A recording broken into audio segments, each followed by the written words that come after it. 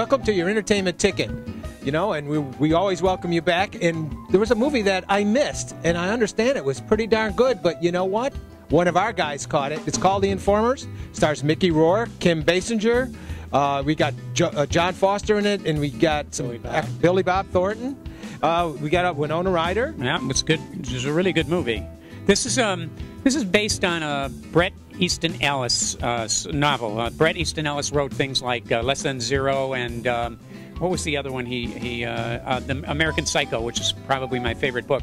This one is based on another book. Only Bret Easton Ellis wrote the script for this, and he's writing another script right now.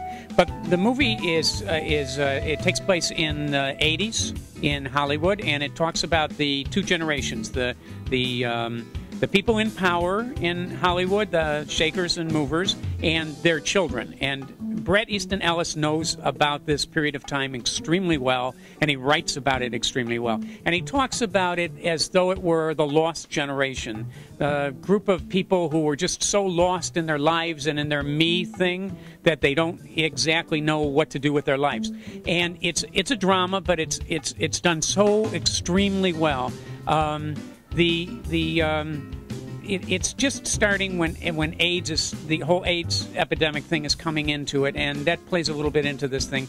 But it talks about how the generations are just trying to find their place in the world and not really know what they're doing. They're just lost.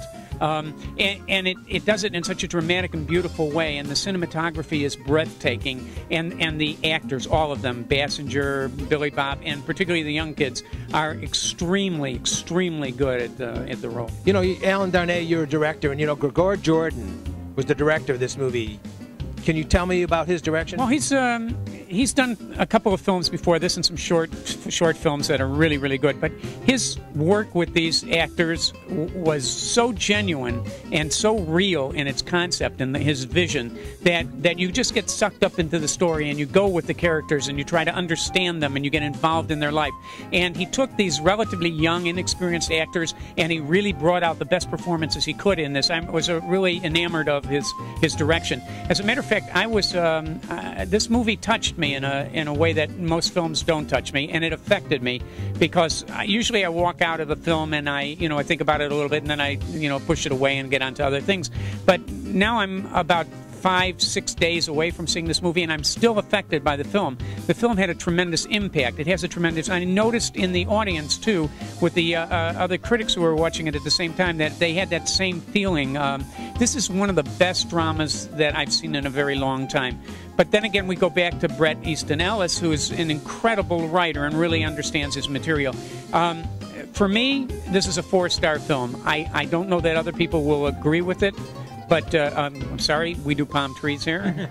This is a 4 palm tree film for me, a solid 4 palm tree film. I would give it 5 if it wasn't for the ending, which I don't know that I agree with the way the director chose to end this film. But the whole journey through this movie is really remarkable, and the performances, even by Basinger and Billy Bob, who was very unspoken in this, very quiet in this movie, just really wonderful. And the beginning just starts off with a real bang. I mean, a real bang, and it's going to push you back in your seat, and you're not going to believe what you see. And then the movie just continues to go from there. This movie absolutely captures that period of time 100%.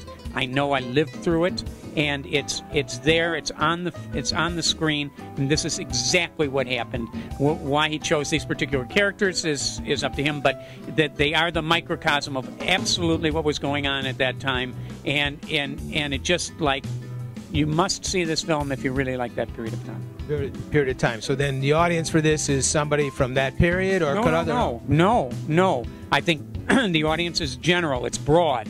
I think older people will like it because they lived through that period of time. Younger people will like it because it's an explanation of that time. And the things that were going on are things that interest us even today.